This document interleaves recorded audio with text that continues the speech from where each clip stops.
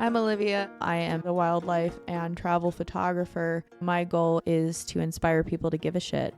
I'm Pat. Spent 10 years in the Marine Corps. I have strong views on conservation and the U.S. Constitution. We will discuss topics like yoga, How to gut a deer and not fuck up your meat. orgasmic meditation, Full body orgasms. life after divorce. Life after death. Why the fuck do we still use plastic bags? Why can't everyone learn guitar in school? What do you look for in the perfect photo? What's in my food? What's in my mouth? We might also dabble in a little bit of motorcycles. That's right. She rides a Harley, bitches. While our upbringings drastically differed, Our ability to communicate and be open-minded has allowed us to strengthen our relationship. So this podcast is here for you to broaden your horizons, possibly change your perspective on a topic. So we hope you enjoy listening to the Hunter and Hippie. Welcome to the Hunter and Hippie. My name is Olivia. I am Pat. And today we have two very special guests. One being my dad. He has been on before, I think episode 2 or 4. 4. We are also accompanied by the talented Danny Myrick. Danny is a singer-songwriter based out of Nashville. And we are recording this today because we have our very first Art of Song in Deadwood at Jacob's Gallery. We're actually recording above the gallery right now since we were all here getting set up. Welcome to the show. Yeah, I didn't have to go for it. It was really nice. Just walked up the stairs. Today, I really wanted to discuss a little background on who you are, how you got involved in the music industry. Well, I'm from a little town called Pascagoula, Mississippi, which is the birthplace of Jimmy Buffett down on the coast. Some old school country fans might remember it as the town where the squirrel went berserk on an old Ray Stevens song. There was a big song called the Mississippi Squirrel. Wherever it goes, you wouldn't know. You're way too young. But my dad was a Baptist preacher. I grew up in a family gospel band, and me and my brothers played guitars, and my mom played piano. We played in every service, and made our first album when I was 7. And I started writing songs at about 14. I started realizing, reading album credits, I would see these songwriter names, and realizing a lot of these artists didn't write their songs, and I thought that's pretty cool. And then about 14, I started writing some songs that our family band would do. And then about the time I was 17, we were opening for a gospel group, a national gospel group that was down there. And they came up to me after the show and they said, "Hey, that one song, where'd you get that song?" I said, "Well, I wrote it." And they said, "Well, would you mind if we recorded it?" And I didn't even know how that worked, but I'm like, I mean, yeah, sure, whatever. And next thing I know, they put it out on the radio. And so I had my first #1 song when I was 17. And What was the name of that it song? was called Jesus is the Light. And they say write what you know, and it was just a super, super basic song. But my teenage years growing up in the evangelical world and all that, and I just and I grew up, I was a real big because we had family harmonies, I was really big on the Eagles and all the California country kind of stuff. And so that song sort of has that vibe. And there was kind of a new genre that was happening in Christian music. There was the quartet music that I grew up with, like Southern gospel quartet music. And then there was contemporary Christian music, which was like your Amy Grant, Michael W. Smith kind of stuff. Mm. And then some of these, there was a thing called Christian country that was blowing up because of the band Alabama. And so you had some gospel groups that sounded more like that. And that kind of fit my world. And so I had a run of 6 or 7 #1 songs. And but I loved country music. Moved to Nashville when I was 19. Continued the Christian music thing for a bit, and then started a band in my 20s called Western Flyer, and got into the country music world. And so that's kind of how that all started. And so, were all your early hits, your #1s, were they all gospel based or? The first 7 were all gospel, and then I had a couple of Southern gospel hits, and then a couple of contemporary Christian hits. Anybody who's listening who might be a contemporary Christian music fan, I went to school at Belmont University in Nashville, and the first person I met on my first day was a guy named Stephen Curtis Chapman, and we became friends, and he helped me get my first pub deal. Kind of went from there. How does it work because artists will sign to a record, but how do songwriters, do you sign to a label, or are you your own label, or do you basically sell your songs to artists? That's a good question. Songwriters, ideally, you would love to find a publishing deal, and you become an exclusive writer for that publisher, and you split some ownership of your copyright with that publisher, and they pay you in advance, like a monthly advance. And while you're there, you're exclusive to them. And then they have a staff on board that pitches your songs to artists. And the way the machine kind of works in Nashville is, every few weeks you get what's called a tip sheet. And the tip sheet will go label by label and have every artist who's recording over the next probably 3 months. What is it? Lainey Wilson, Blake Shelton, Keith Urban, like whoever. And it will basically tell what their producer or A&R person at the label has said, this is the kind of song we're looking for. It's like a wish list. It's And like then a you're wish like, all right, list. let's write a song that fits But that. we always make a joke about it that like I play the song Truck, and it kind of came from that, and I kind of make fun of it that it always says something really specific. Like it will literally say like, Keith Urban is looking for a 3-minute summertime radio smash, and we're like, who knew? So Aren't we all? and it's like that kind of thing. And I want one. every now and then it'll say something like, lifestyle song, like Live Like You Were Dying, or like relational song, like whatever. But for the most part, it's pretty laughable. And, the Kenny Chesney thing, for example, it always says no beach songs. Yeah. No beach songs. Yeah. What's all he gets? And so everybody will avoid the beach song, and then the first single from his next record will be a beach song. And I should have pitched that. Is there a law that all new country songs have to have the word whiskey in it?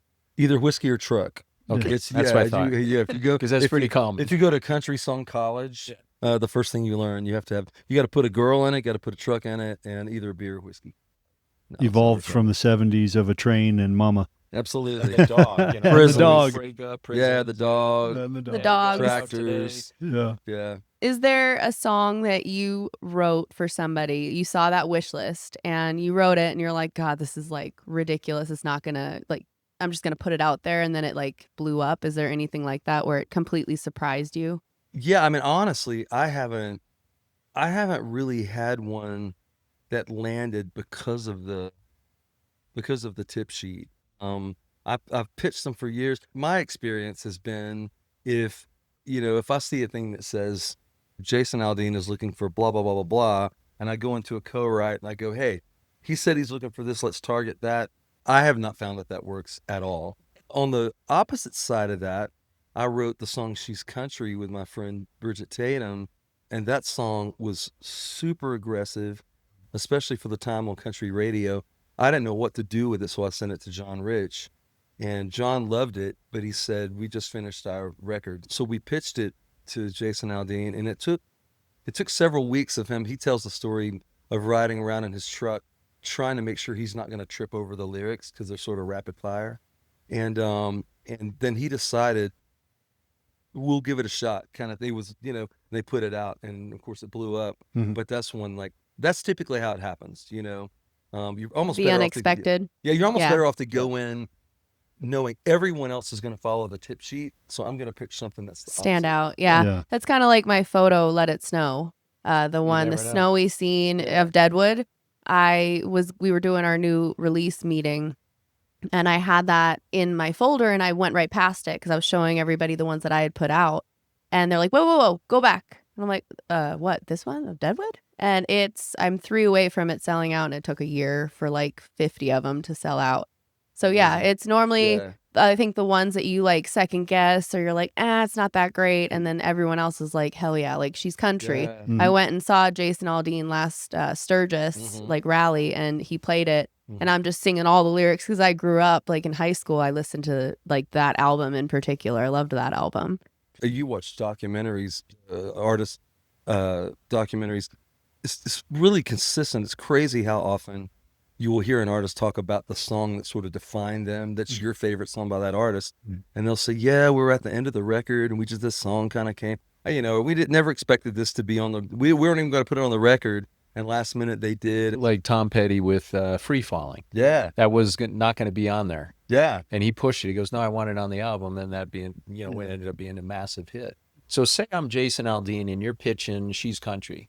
Are you there? Are you there in person, No. or is it a video? But that's a great question. The process typically is we'll write a song sitting in a room, Bridget came in, and Bridget is from South Carolina, and she is a tomboy. She's real country. She talks like this. She calls it South Kakalaki, South Carolina. And but she came in and she said, "Hey, I'm thinking there ain't enough songs for girls on the radio." And so I I'm like it. So I said, "Well, let's write a song for girls." She's already got one started. So she had the first verse. Anyway, we wrote the song in the room, did a work tape of it. We call it a work tape. It's a phone, voice recording. Then we went in the studio and demoed it up with a full band. So it's a demonstration recording. Back in those days, before, like all the LA producers came to town, you're literally getting a full band together and going in and, the riff that you hear on the album, everything was already there. We had all of that. And so we do it up like a record. I was singing it. And then we sent it to his producer, Michael Knox. And so Michael and then the A&R people at the label, they'll go through hundreds of songs for an album. And they set aside certain songs and they'll put that song on hold.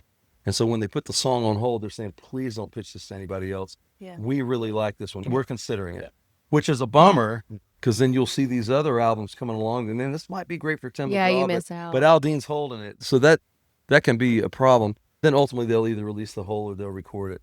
And there's probably songs that you write or the people that you write with that you have somebody in mind that song is for. Because it's their style, or you think their voice would be perfect on it or whatever as well, right? That definitely happens. Like I said earlier, I mean, I haven't had any luck really with targeting. Really, the only song that I've had that kind of felt like a targeting thing, a few years ago, me and my buddy Tim James, who's played out here at the festival, were in Florida, and we were standing on our friend's back deck looking at the sunset, and we just kind of started, with this idea, as long as there's a breath in me, there'll always be another sunset to see.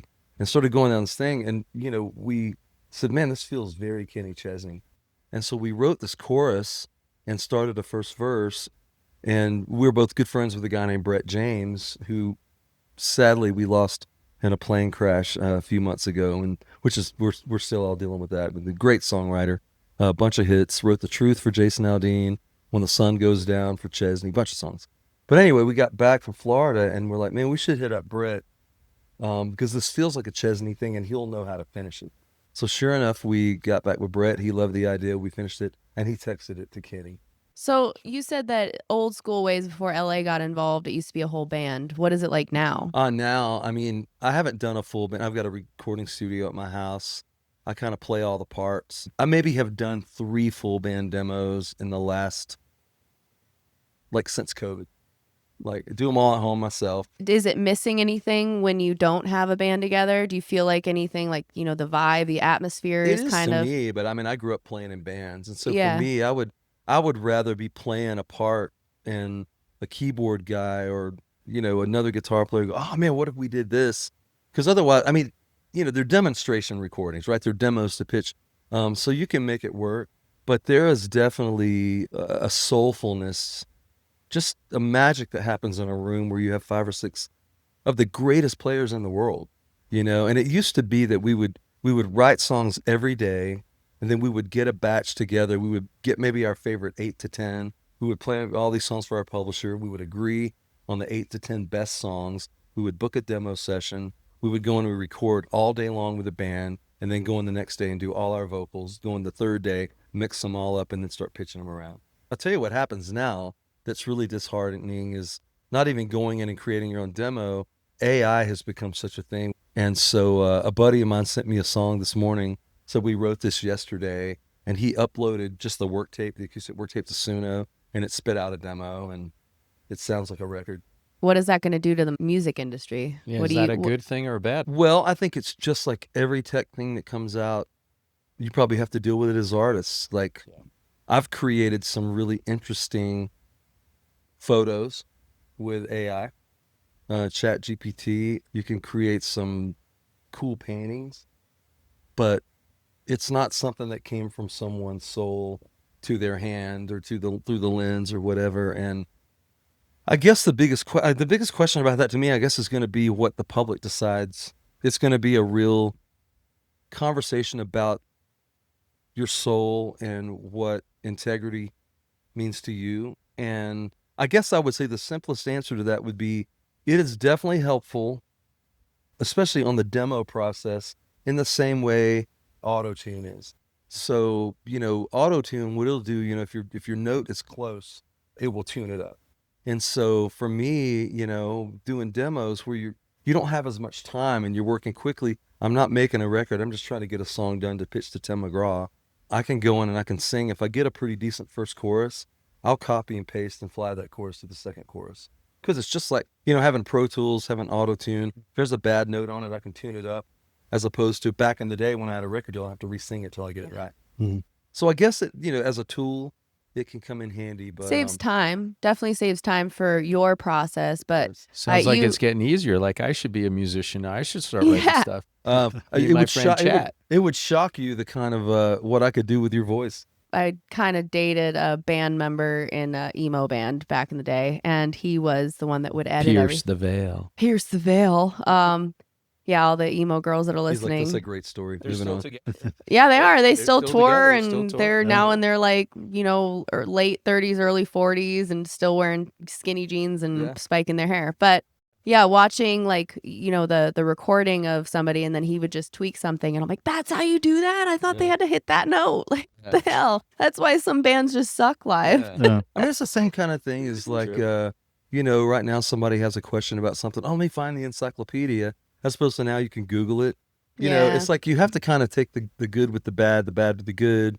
I think, like you said, the key is integrity. Yeah. I think that's the key to everything. I get targeted on Facebook because they know I'm a photographer. It'll be like, huge storm over Devil's Tower, and it looks so fake. And then you see people in the comments, they're like, I'm unfollowing you, because if you're going to use AI, own it. Yeah. Don't say this is a photo that you captured. Yeah. So I think that's the key is integrity, is owning it and saying, like, maybe it's something at the bottom, like on a label of food. Yep. Like, this is bioengineered food, and it could be like, this has been created by a robot. For sure. Something like that. And I think that's fair. I mean, even I would imagine technology for you with editing pictures, the difference in 40 years ago, if you're taking photos, it's like, we have to appreciate technology for what it is. I just think in the creative world, for all of us, we just have to figure out where the line is. Yeah, what the line is, what's important in that creation. But the reality is, we're 100%. Meg, my wife, and I were talking about it the other day.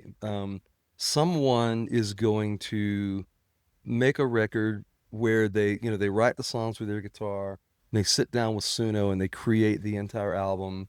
Because what happens with Suno now, like, I can create a demo.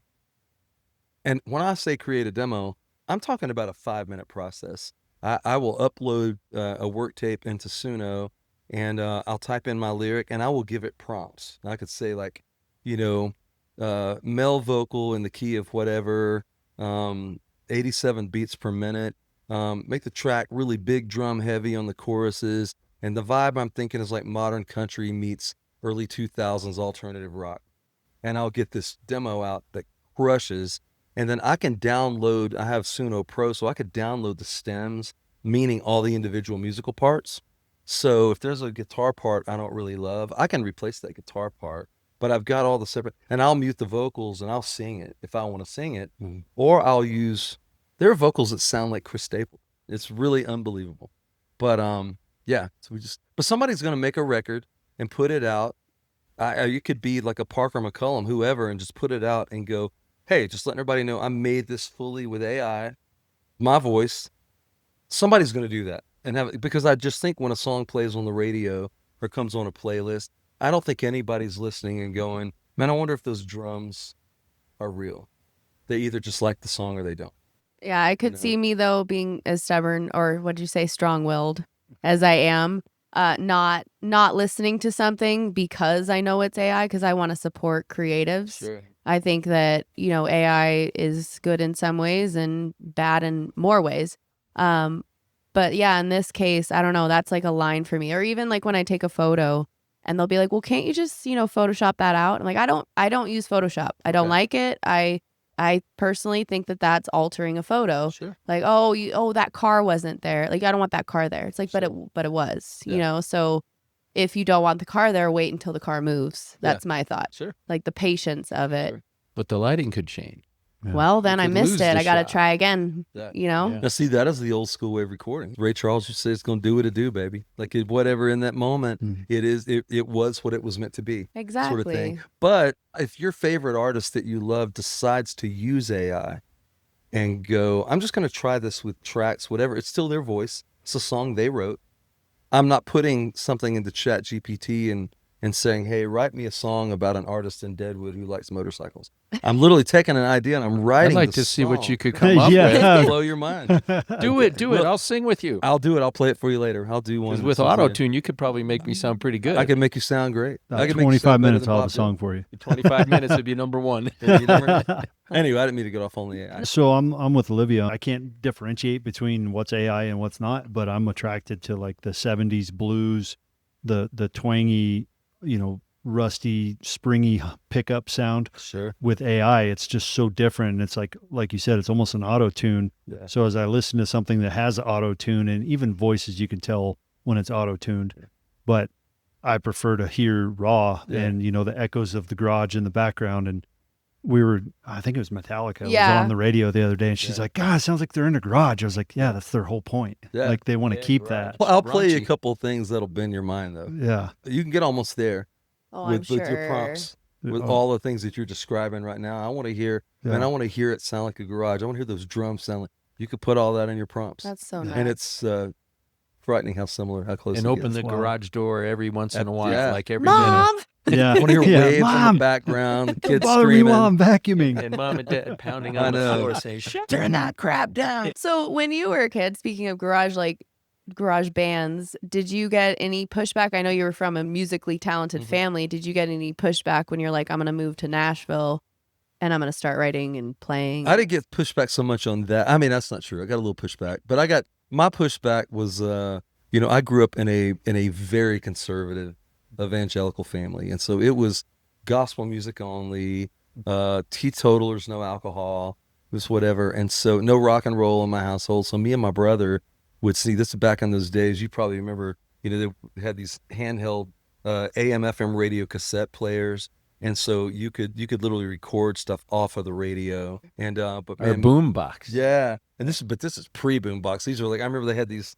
I can't remember the brand I had, maybe a Sony, but they had these different color ones. But yeah, my brother and I, we shared a room in like our junior high days, and we would sneak, rock and roll, Bad and, music. and yeah, all the devil's the music. devil's music. So that was really most of the pushback. I was working as a minister of music at my dad's church in Mississippi when I decided to move to Nashville. Fortunately, I was pretty strong-willed. I was kind of the black sheep in my family, and it wasn't so much asking permission. I told my dad I was going to Nashville, and he's like, man, I'm not so sure that's a great idea, blah, blah, blah, because I was working for his church, and he was going to lose his music guy, whatever. And I said, well, I wasn't really asking permission. I'm just letting you know. Well, because, you weren't you like Something. 19? Yeah, I You was said? like- yeah, You're like, I'm an absolutely. adult. Absolutely. I know what I want. I know what I'm doing. I was going to ask you to mention your induction last year. Wasn't it last year? Yeah, it was really, really crazy. I mean, to just go down this road I've been on, all the ups and downs, and I got inducted into the Mississippi Songwriter Hall of Fame in September. That's And, huge. and I went in with John Lee Hooker, who's just a Mhm. blues icon. And it was the craziest thing, man. I sat there. It was a really, really intense night. Jeffrey was with me. Jeffrey Steele flew down to be there with me and help induct me. But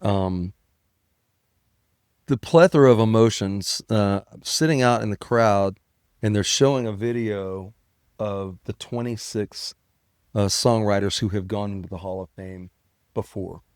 And it's like, Jimmy Buffett and Howlin' Wolf and B.B. King and Bobby Gentry and Conway Twitty and Mac McAnally and all these people. And I'm just like, You're like, how did I get here? What on earth? And then 27 and 28 were me and John Lee Hooker.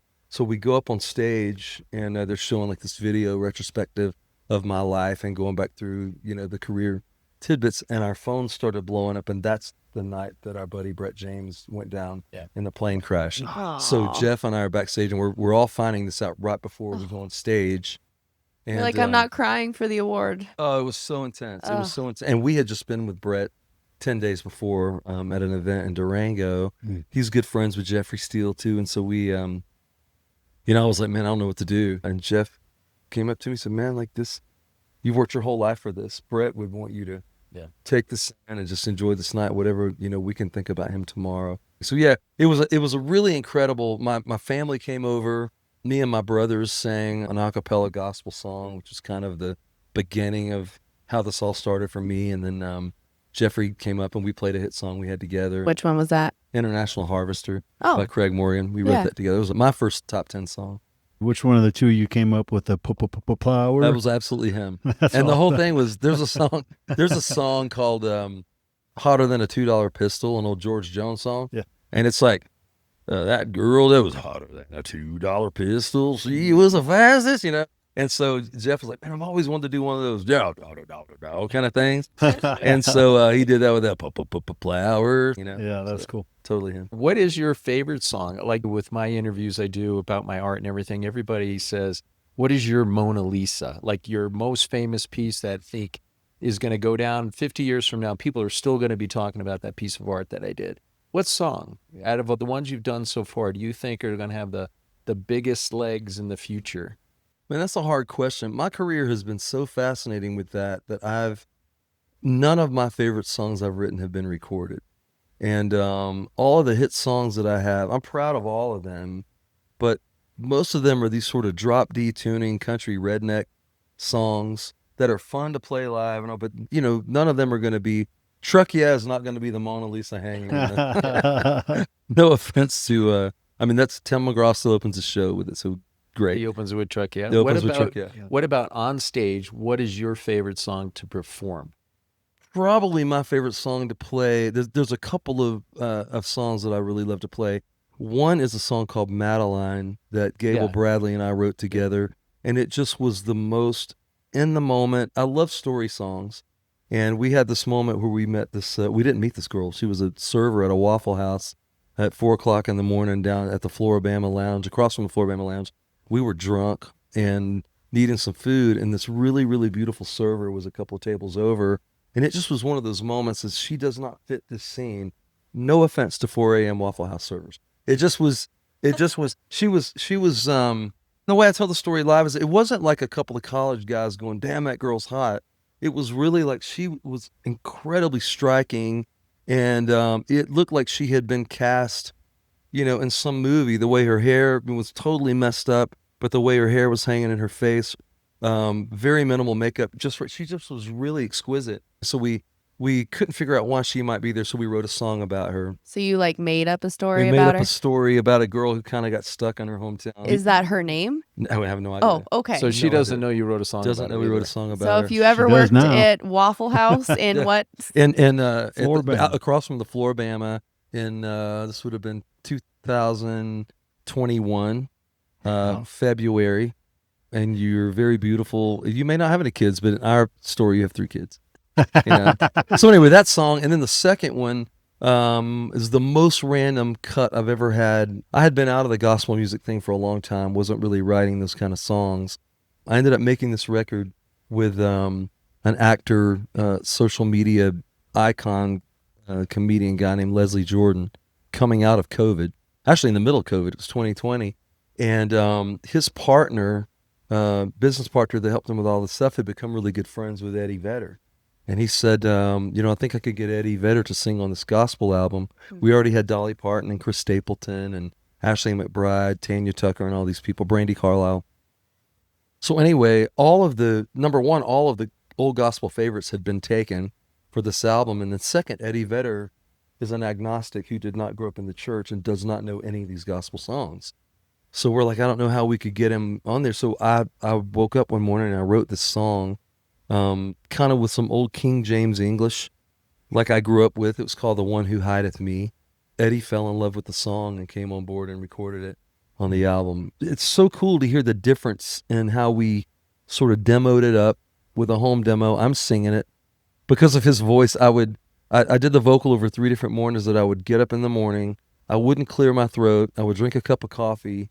And I would sing it as rough as I could, just as, because his voice is so gnarly. Smoke a cigarette. Yeah, really, blow out a pack of cigarettes or, smoke a cigar. Or some weed or something. Yeah, it's that kind of thing. And but he asked for our for my demo session. And he just took the session I had started with, the recording session, got in there, worked in it, and he added his vocal and did all the stuff, and he sent it back, and it's just the most surreal to hear him sing. Didn't you just have dinner or lunch with him? Yeah, we had like a dinner with week him or so last ago? week. Yeah. We were in Hawaii last week, and he was there with my friend Mike Lotus, and yeah, we got to have a little catch-up dinner. And now you're Yes. here and it's like -6 outside. Yeah, this is we left Nashville, packed to go to Hawaii and then Deadwood. The day we packed, Deadwood's, the 10-day forecast was like high, like 36, low 18. I'm like, there's no way that's happening in January. And so sure enough, we packed enough that, this change happens. Are you prepared or do you? Oh, no, I was prepared. Yeah. And now, Nashville is going to be just about this cold when we go back. If we get Yeah. back, our I flight's already see. canceled. I So saw that. figuring that out. Rolling forward a little bit to Deadwood, how did you get involved with Songwriters? Man, this is the craziest thing. I was working with a band called The Farm, and The Farm was Krista Marie Oswald, Nick Hoffman, and Damian Horn.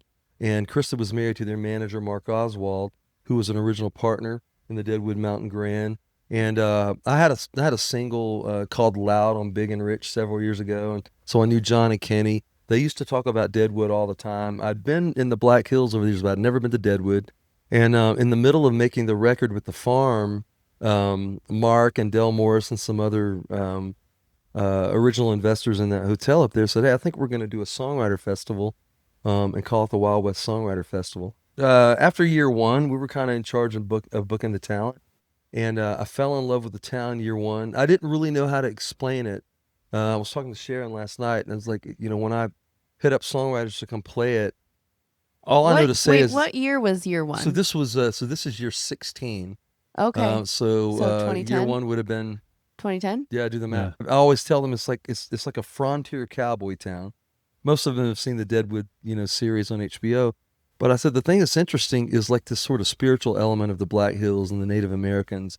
There's like this combination of those things. I don't know how to explain it. I just say you got to come experience it. Yeah, you got to see it for yourself. So that's kind of how it started. And then over the years, it kind of began to lean a little bit more country, and they asked me to produce it and bring the songwriters in. So I've been doing that for the last few years. And, through that, met Scott and so many other people here.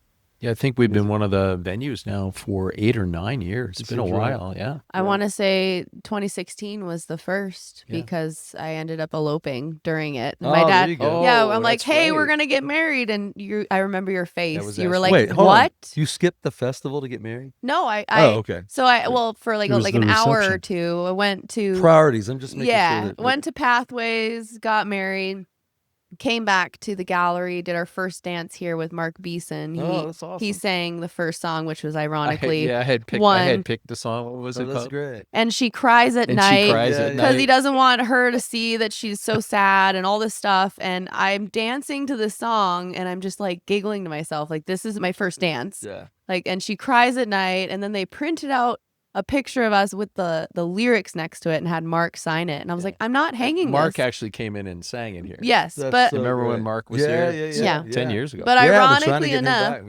back. We we're divorced now, so I did cry at night, and Oh. I didn't want him to see. So Yeah. it was perfect. Thanks, Dad. Well, if you guys ever get married, I'll have to pick a better song. Yeah, you better better. song. We're positive.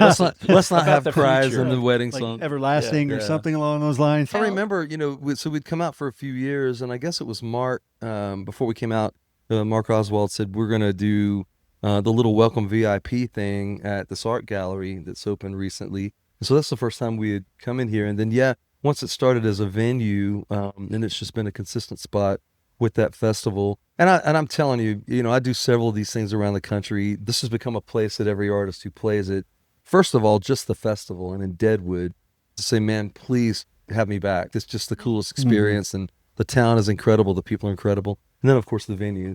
Everybody who's played the gallery always requests to come back. And I'm not saying this because you guys are here, but when I have tourists or anybody who's never been here and they ask, like, what time of year should I come? I say October because the Songwriters is my favorite. I love just how intimate it is, acoustic, and Yeah. the stories behind the songs. It's just such a intimate setting. I absolutely love it. That's been the great thing for me. It's a hard thing doing these songwriter events around the country. It's a hard thing to market because part of the whole heartbeat of what it is these are a bunch of people that you've never heard of who all wrote songs that you know by heart. And you just didn't know it was them that wrote them. I got to join this tribe as soon as I had my first hit song, and I played the Bluebird Cafe for the first time with Jeffrey Steele. I was writing for his publishing company, and I had gone to the Bluebird as a teenager and saw these 4 incredible songwriters, and I'm like, man, if I could ever get to do that. They all played songs that I knew by heart. I didn't know they wrote them. Assumed the artist wrote them. That's been the thing to me, these songwriter events. You have a moment to put a spotlight on these unseen and unheard songwriters, and you get the stories behind the songs. And what we're doing with the Art of Song has been so awesome. We were here in October. Scott just brought up to me, hey, what if we did like a regular thing? He's like, I want to do that. Well, I'm like, I how wanna do this. regular? He's like, why don't we try it monthly? I'm like, monthly? And so, but anyway, and so he said, well, yeah, what could we do? And I said, well, I know what I would love to do because I've been doing this in Durango. I've been bringing up Hall of Fame songwriter friends of mine.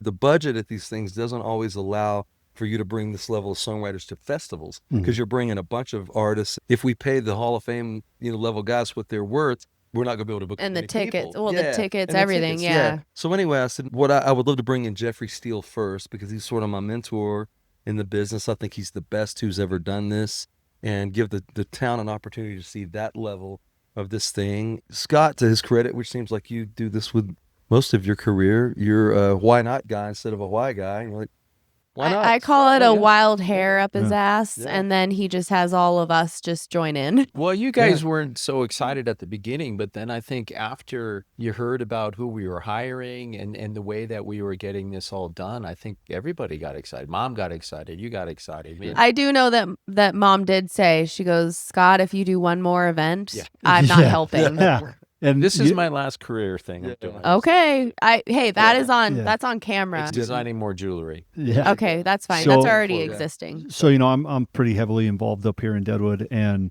for me, Songwriters Fest was always my favorite time of year to come on a day off type thing and relax and unwind.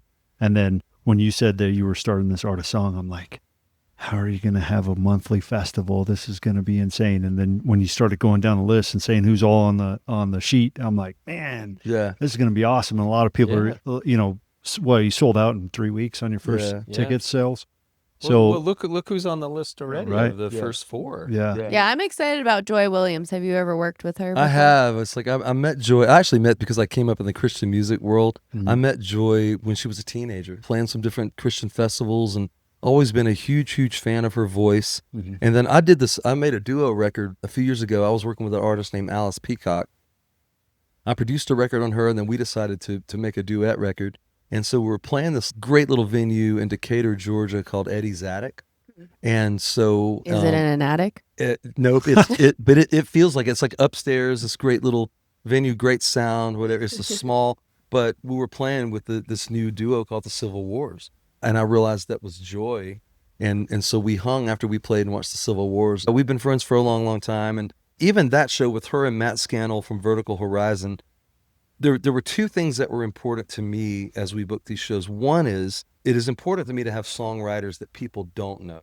Again, having somebody on board who would trust me enough to say, trust me, the show's going to be great. They don't know who this is, but they know their songs.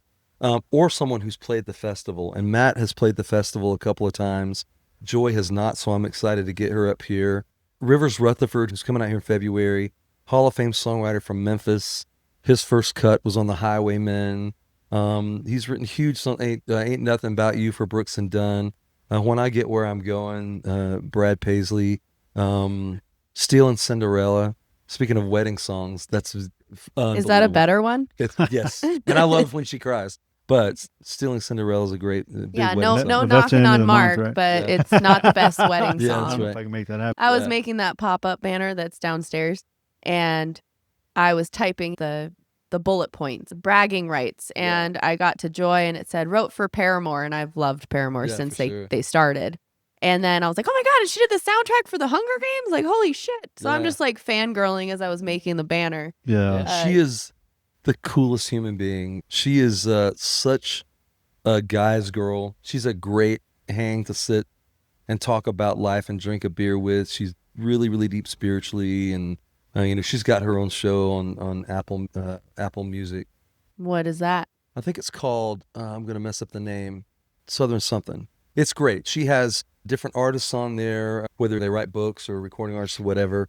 It's fantastic. She's just, she's a rock star. She's one of my favorite people. On that show too, because I think she's a headliner, Mhm. and I think Matt is as well. I mean, it was hard to pick who went first. That's right. So I just went by who cost more. Yeah, there we go. Well, and I think if we were going to, parse that, I mean, I guess the one difference is that, some of her stuff was with the Civil Wars, and they're not doing that anymore. Yep. And then all of Matt's stuff with Vertical Horizon, there's some pretty monster hits. But I'm excited about Leslie Satcher in March.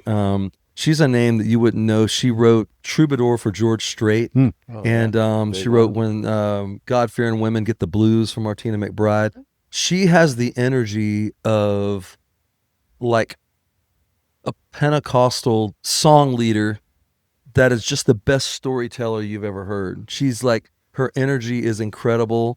And of course, Alyssa Bonagura, who's been out here several times, is one of the most Love talented artists. Yeah, great singer, great player, just really fantastic. As long as we're talking about that, the first one tonight, I mean, Jeffrey Steele was my mentor in the business. He's got tons of hit songs. He was a 3-time BMI Songwriter of the Year. As great a performer as he is a songwriter. I'm excited about what the word of mouth is going to be tomorrow Oh, yeah. from the people who see this tonight. And Yeah, we're gonna do some follow-up questions when we interview people, and like the final question I want is, will you come back? Yeah. Yeah. And I hope that we get enthusiasm and people like, hell yeah. Yeah. You will. You Or will. truck yeah. Yeah, truck yeah. Chuck, yeah. Chuck, yeah. The appropriate answer is truck yeah in all things. Yes. So, yeah. So I have a question. This one has been lingering. You performed, and then what? Like, is it you don't like performing, or because you write songs for a lot of these famous people? Is it you'd rather be behind the curtain? No. Or what is it? Well, I think I had a record deal with a band called Western Flyer. I've always been a performer. Man, the truth is most of these songwriters that we're going to have in here, Rivers Rutherford had a record deal. Sarah Buxton had a record deal. Mm-hmm. She's incredible. Wrote Stupid Boy. But I think that 1% of the 1%, through timing, whatever it is, lucky enough that they become the next Kenny Chesney or whatever. I happen to love songwriting. Really blessed that I got a few breaks in the songwriting world. And when I lost my record deal and my publishing deal, I went through a few years of like some really dark years. I was in a pretty rough place in my life, and I bumped into Jeffrey Steele randomly in a Starbucks over by Vanderbilt in Nashville. And we had become friends when he was in a band called Boy Howdy when I was in Western Flyer. And so we became friends on the road. I played bass and sang lead in my band. He did. It was sort of Bass Players Unite, like Spinal Tap. Anyway, but I bumped into him, and we just went up and said hello. I wasn't even sure he would remember me. I hadn't seen him in a few years. But he said, "Hey, what are you doing, man? Tell me, you're still writing?" Yeah, man, and I just... And your face said it all. And my face said it all. I'm like, man, I'm trying. I'm like, whatever.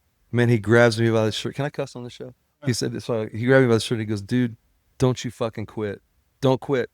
What do I have to do? Don't quit." And he cleared his day, and he sat there with me at Starbucks for about 3 hours, let me just talk through the difficulty in my life, and then he's like, "How can I help?" That was, I think, 2002, and he signed me to a pub deal. And he was pretty big back then. Oh, he was Ezra. I mean, killing huge, it. wasn't he? I had gone back. I'd called my band's manager on a Thursday the day before to play him some new songs, and I just needed somebody I trusted to tell me, "Yeah, you've got what it takes to do this, or you need to go get a job at UPS." I had 2 young kids, and so anyway, he brought up Jeffrey Steele to me, and he said, "You remember his band, Boy Howdy?" Yeah. Well, they broke up, and man, he's killing it as a songwriter. And so I'm like, well, I think I still got his number. I'm going to give him a call. And my manager buddy goes, "You're not going to catch him. Like, he's like on fire." But he used him as an example to encourage me. And then I saw him at the coffee shop the next day, which was Sounds like perfect timing. It was. So in those creative blocks, is there something, because I'm sure you have them still, Yeah, what is 100%. it that you do to get out of them, or to like just break up that junk? Well, I think the biggest thing for me is I have a really busy mind, and my career has now sort of transitioned. There's several things around the country that I book and then I produce, and they just take time. I think, you could check our text chain just since October. And it can be anything from, hey, I'm ordering these new lights, to, hey, what about this artist? And then I've got these other, they have to start doing fundraising early for, sponsorship pursuits for these festivals I do in October and November or whatever.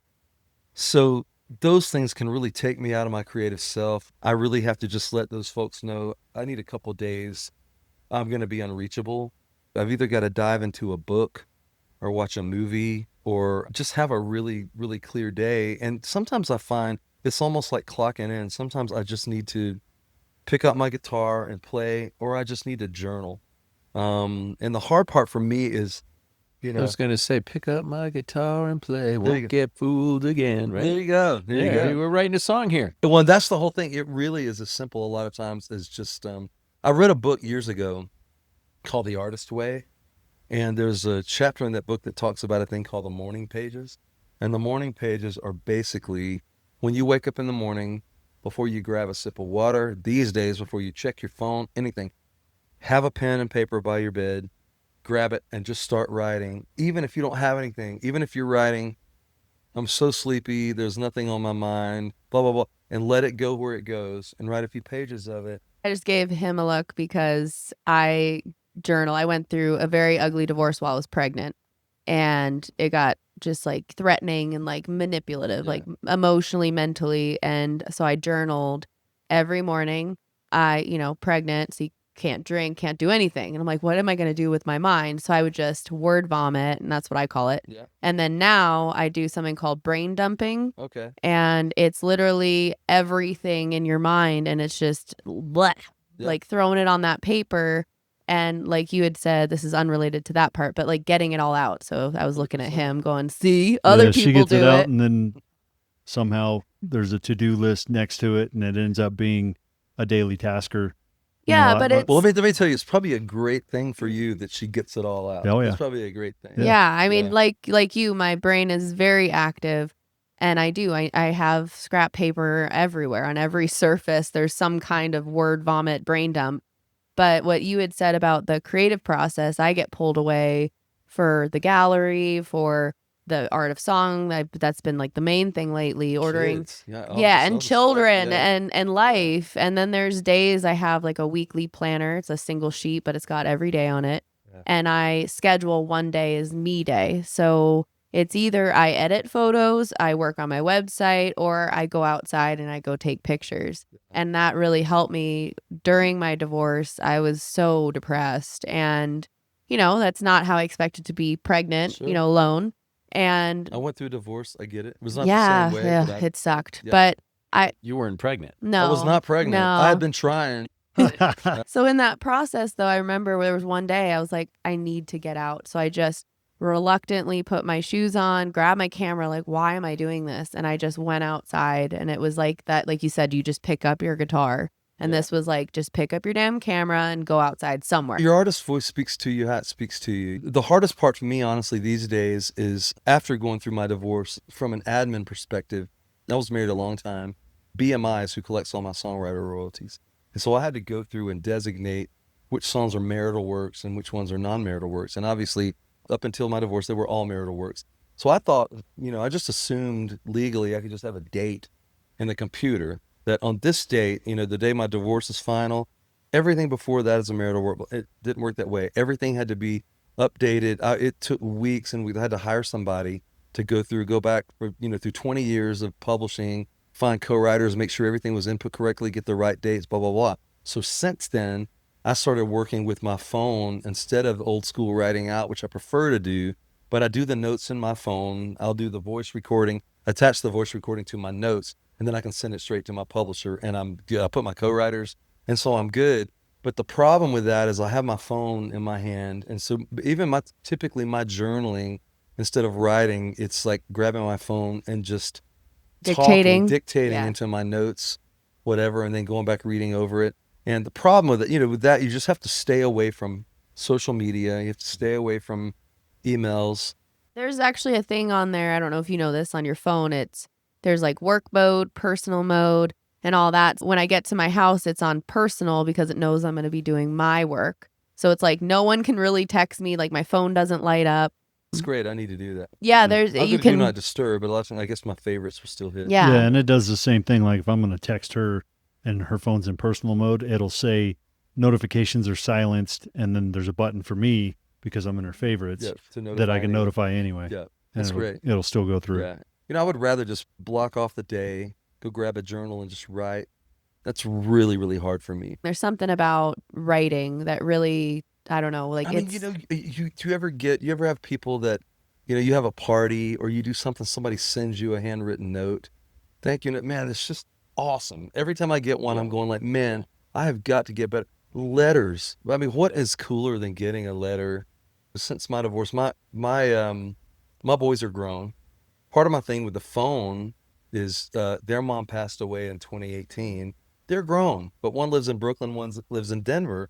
And I'm just like, I'm the only parent for them to contact, Yeah. And, my wife, they love her. And so the same with her. So they'll reach out to her. But in my head, I'm kind of going, I don't need to be completely off, and so I have to deal with that. Whatever your process is. I had a complicated relationship with my dad. My dad, who was a really conservative preacher, very in touch with his feelings and all that, rural South Mississippi, born and raised. We kind of figured out by the time he passed that he was probably living a life as a closeted gay man. He had several years of addiction that he struggled with through his 60s. And so I never really got to have conversations with him where I could sit down and just break down, like, tell me about your life when your kids were my kids' age. He just wasn't good at that. So anyway, I went back one night and just turned on a voice recording and started talking to my boys just about growing up when I first met their mom and all this kind of stuff, and just talking through these years. And, and I'm trying to do it in like 3 different segments, just something that I can leave behind, when I'm gone. That'll just be me telling the story kind of their life and how it got there, That would be great for me to write all that out. But I'm like, technology, circling back to the beginning of this. Yeah, the unfortunate thing, why I'm so glad that I still, like an old lady, I print out photos like 3 times a year. I go through my phone and I airdrop them to my computer, and then I upload them and get them all printed, and they come to my house, and I have 2 shoe boxes full. I think of like when I was a kid, I look back on the photos and then all my journals I've saved. I'm just like grandpa, like mom's dad. We did that when you got inducted to the Hall of Fame. We were up at your house and you had like 9 shoeboxes on the counter, and you're like, we got to find photos of Aunt. Well, because they wanted to do pictures and stuff of my life, like when you got inducted to the Hall of Fame, and they wanted all that on there. So it's kind of fun going through that old stuff. Yeah, and then we laugh at, your hair and your funny thick mustache that you had. And I imagine I do this with Hendrix in mind. Like, oh my God, look at mom. Like, she looks ridiculous. Yeah. And writing and saving. I save his love notes and, his daughter and Hendrix, looking at those and seeing the love in the handwritten notes. 2 or 3 Januaries ago, I woke up and my phone was erased. Like, just factory reset, and all of my stuff was not backed up properly. Wow. So, yeah, I cried for a while, and, all the videos when I was a single pregnant woman, like, no one else had stuff. So I was texting the family, like, please, anybody help. And I had a whole batch I had saved when I printed them. So I was able to save my own ass. But this is devastating. So I have to ask, are there any passion projects that you're working on currently with music? I probably am spending more time on these events, things like this, than actually making music. I am planning to release a couple of things this year. I've got one of the things I want to put out. I want to take some home demos that I've recorded at home that I haven't, just me. And I think I'm going to call it Uncut Jams, and put that out. And then I'm working on writing some new stuff that's just me, 100% writes. And then probably the most passionate thing that I'm doing for the last few years, I was mentioning to you earlier, I've been working with an organization called Songwriting with Soldiers. A good buddy of mine named Jay Clementi, a great songwriter in Nashville, brought me on board in 2021. Came out of a evangelical world I was in. I used to be a youth pastor. I've had a bunch of different lives living in that world. And when I kind of moved away from that, which is a whole nother conversation for another time, but trying to find out how to sort of scratch I guess what I would call like a ministry itch, like that, just involving myself in people's lives and helping them, helping elevate. Impact and just inspire. Impact, however. Yeah. And so the Songwriting with Soldiers thing, I was really nervous when I started. my family's not a military family, and I just didn't know how they were gonna react to civilians Who don't know what they've been through type of thing. but ultimately, what we do is it's not a music therapy organization. We literally just go in, and it's a combination of things. We do these weekend retreats where we do one-on-one rites with a veteran or a first responder. Then we do a thing called Warrior Path where we'll do these group rites. And ultimately, all we're trying to do is help a veteran or a first responder tell their story and just kind of get out some of the things that they have a hard time getting out. And it's interesting how sometimes in those one-on-one settings, things that can be so hard to talk about, to have like this 2 or 3 hours of an empathetic conversation where something happens in the room that someone feels open to share some things that they don't normally talk about. Next thing you know, a couple hours later, you have a song. And it has been just the coolest thing to me to watch the change in their whole energy as they've shared. It's like feeling seen and heard 100%. finally. It's also even, and I know that you know this, it's also even when you share your story, you create empathy with the person that you're sharing with. You give them the reminder that they're not the only ones who are screwed up or think they're screwed up. Oh man, you've got junk in your life too. The second thing is that it makes the monster in your head or in your closet or under your bed, whatever, smaller, the more you name it, talk about it. And so that has been so impactful for me to see their lives change. I did a song a couple of years ago called Let Go of the Pain that I wrote with an Army vet up in close to Niagara Falls, up above Buffalo. This past year, Songwriting with Soldiers started putting out a song like every quarter. We would go in and fully record it. And this guy that I wrote with, Dan Cummings, was a rock and roll guy. So I'm in there with him with just an acoustic guitar. And I'm like, well, what kind of music do you like? Well, man, I love Pantera. I'm like, I don't know what we're going to do. But anyway, we write this song, and his story was just so heartbreaking. It's on Spotify and Apple and all the stuff. What is it called again? It's called Let Go of the Pain. Okay. And by who? It's just by me. We'll put it in the show It notes. was really cool because him being a rock guy, one of my best friends is a guy named Marty Fredrickson who produces Aerosmith, and he produces Daughtry and all these rock acts. So I went in with him and we did the track. And so getting to watch Dan's face when I first played it for him, and it's really aggressive, and he was like, yeah, man, it's like, sounds like what I hoped it would sound. Will you play it tonight? I probably will. Yeah, I play it every now and then. Because every time I've heard you play, you've been part of Songwriters, so you're sitting there with 2 other people. Yeah. So we really only get like 15 minutes of songs from you. So tonight we're going to get a little 40 minutes. Yeah. I'll throw out 6 or 7, 8 songs. Yeah, I'll try to keep the storytelling to a minimal to play more music. See, but that's like the fun part. That's why I like the songwriters. Like we've said for years with selling art, my photography, I'd say 95% of the people that say yes to the piece is after you tell them the story behind it. Yeah. Oh, I was standing in the cold for 2 hours and then this happened and that happened. They're like, yes, like I love it. And you see like tears and I think it's the emotional information that you share that really impacts the people. It is. That's my tribe. I mean, I believe in that so strongly. I still, I'll go to shows occasionally at the Bluebird or wherever else, or just be out here at Wild West Songwriter Fest and on a show I'm not playing tonight. Will be so fun for me to watch this room, hearing all of Jeffrey's stories and songs and stuff that I've known for years, but seeing the room get to hear those things for the first time from his perspective. It's just so it definitely will tell the stories. Everybody knows the songs. I think everybody that I've talked to is super excited about tonight. And like you said, I think that hopefully the word of mouth after tonight is going to blow up, and we're going to blow through all the tickets of all the upcoming shows. It will. That's my goal. It's that has been my experience, Yeah, you got to get one down, and we don't have any content.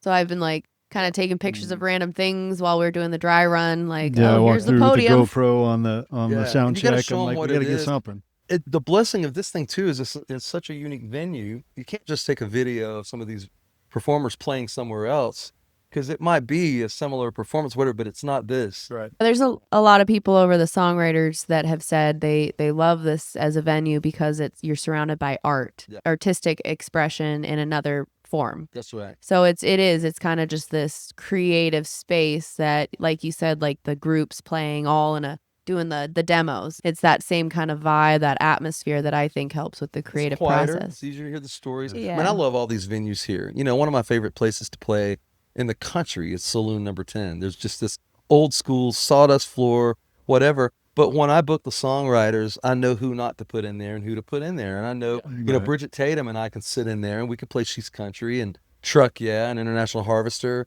And I probably am not going to play my most broken down songs there. Right. But you get in here where you can hear a pin drop and you can share like whatever, man. And you could just, gosh, man, a couple of years ago when I was here with Dean Alexander and Sarah, and she was playing Stupid Boy and just sharing. I'd never heard her openly share the full story behind that song. And man, just all three of us on stage, we're all choking up. Are there any songs that jump out at you that we would know that are like a moment in your life where you were really just hurting and that song helped you? Like you said, like the way to get the words out for your veterans that you help. Is there a song that helped you in that way? One of my favorite country songs ever that I didn't write is a song called I'm Moving On by Rascal Flatts. And that song was out in the middle of a really dark time in my life. I was really down on myself. I had made a lot of mistakes in my world, and I was kind of like religious deconstructing of the world that I grew up with and reconstructing my faith and trying to figure all of it out. And my brother had texted me, he said, "Hey, have you heard the song I'm Moving On by Rascal Flatts?" I'm like, no. And so one day, I just had the radio on in Nashville and I listened to it and I had to pull over. Like it just wrecked me. And a great story about that song is it was written by a couple of buddies of ours, but one of them, Philip White, it was basically a poem that he wrote. He had gone through a divorce, a really, really bad divorce, and he was having a hard time getting through it.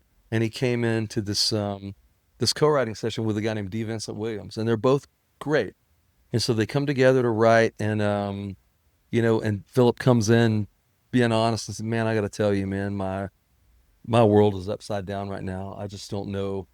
I don't know that I'm in the mood to write." And they started talking a little bit about it. They're an hour in there, and he goes, "That's just not going to happen today." So they go to an early lunch, and they come back from lunch, and as so often happens, D. Vincent's piano player, he sits down and just starts playing this piano thing.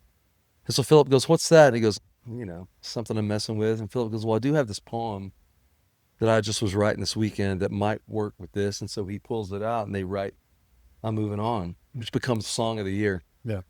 Fast forward 15 years later, Philip is going to therapy and he's going to see his therapist and he's talking through all this stuff. And as often happens, the trauma will come back up, the difficulty will come back up. So he's talking through this. And it's one of those things where he goes to see his therapist and 3 or 4 times in a row, they keep going back to the same sort of roadblocks. So his therapist goes, "I want to give you something." His therapist pulls this CD out of his desk, a blank CD, and said, "I've been giving this to some of my patients." And he goes out and he gets in the car and he puts it in and it's I'm Moving On. It's his song. It's like, God damn it. So he calls his therapist, "You gave me my song." And the therapist, "Well, maybe you ought to listen to yourself." The lyrics she wrote. That's awesome. There's a song that still kind of hits me. The lyric is, "I'll never trace the contours of your spine again."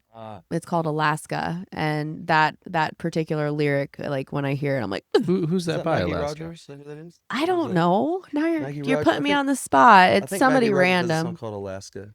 It seems like. Yeah, it says like, "I'll that never trace girl that I the played contour." drums No, it's a for? guy. It's just that one. And I remember I was in labor at home and the song came on and I was just start crying. I'm like, change the song.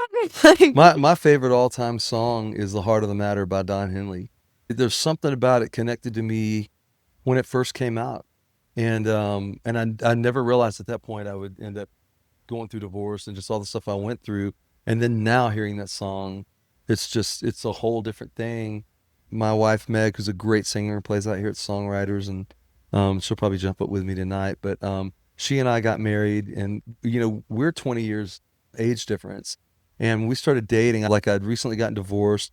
My first wedding, I married someone at 21. I started dating at 16. So I'd really never been a single guy. And I'm like, okay, I'm dating this hot young girl. It's just kind of just going to be a temporary thing. Just didn't expect it to become what it was. We've been together almost 7 years. And I was one of those guys, like, I'm never getting married again. And I was driving into Nashville one day, and the Eagles' Desperado was on the radio, and I'm just singing along with it. I played that song a million times. I was just an absolute, like, fanatic over Eagles music growing up, me and my brothers. And I'm just singing along with it, tops off my Jeep, not thinking anything.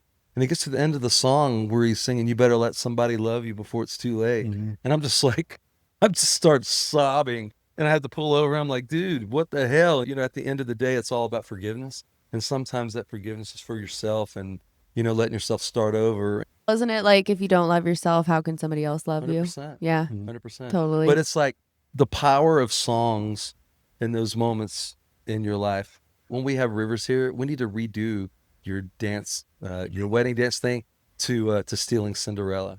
Okay. It's amazing. Pat, we gonna Check out- dance? I got a month. Yeah. Yeah. It's a great, great song. Before we wrap up, I had two questions. One, if a vet wants to reach out and work that songwriting with you, Yeah. how can they Dude, get a thank you hold? so much for asking that. Songwritingwithsoldiers.org. They can read a lot about it. There is, I think, a SoundCloud where you can, you know, click on there and hear all the songs that have been written and read a lot about the organization. And yeah, and they do retreats all over the country. I'm going to Dallas next week. Just all over the place. So That's please, awesome. please go check it out. Yeah, I might send you a List. Yeah, do it. because you know, back 15 years ago, I started attempting to write a book, Yeah. and I got basically the preface, whatever it is. I got that far, and then it went, and Yeah. everything shut off, and I'm like, yeah, I don't know what to write now. Yeah. But yeah. Writer's block. yeah, Yeah, right. That's the- when the- you just yeah. got to show up. Like when I Yeah. did my photography book, I gave myself at least 1 hour a day that I had to contribute to the book, because it's that discipline of just showing up sometimes and sitting there. And Yeah. you got to say the hard things. That's the thing about it with, you know, when you have a military background or you have broken places in your life, cracks are where the light comes in, Mhm. you know, and you just got to talk through all that stuff. Then my last question: what would you tell 17-year-old self right Oh, now? man. Lighten up. Dude, when I was 17, man, my whole world, I grew up in such a shame-based environment Mhm. that, like, you know, dude, if I went out on a date and put my arm around a girl and accidentally touched her boob, man, I'm going home and I'm on my knees like, God, I'm so, like, it's just the world I grew up in. It was so, God was sort of like this taskmaster, note taker of everything you did wrong. And, Mhm. and so for me, it really would be like, man, just go easy on yourself, man. Like, be graceful with yourself and, you know, make more mistakes, you know. So you're basically saying it's okay to touch boobies. It is 100% to consensually. I just want to get that straight. to consensually touch boobies. you know? Consent. Yeah. And, Definitely want some And if you consent. find someone who consents, then man, Touch more those power to you. boobies. Touch them all they want you to. How about that? Get the consent in there. Well- I've never closed the podcast with that line, but Yeah. Hey. touch more boobies. Hell yeah. Yeah. So where can people find your music? Jokingly say all the places you steal your music. My music's all at all of them. LimeWire? LimeWire? Yeah. Not LimeWire. Spotify, Apple Music, Pandora, all the things. I'm on Instagram. Just my name, Danny Myrick, DANNY MYRICK. On Facebook, very rarely on Facebook. Come say hi, follow. I have a question for Danny. Are you excited about tonight? I mean, this is the I'm so beginning of the excited. art of song. I'm so excited. And you, when I came up with the idea, you encouraged me, and we all, with the help of all my staff, my wife, my daughter, everybody we've gotten to the point where this is happening in 3 hours. I'm so excited. I'm excited. I'm excited for the town. You just don't even know how great this is going to be tonight. And the big shout out to you is like, look, this could be in a cafe with no sound equipment and a guy who's as good as Jeffrey playing, and it would be great.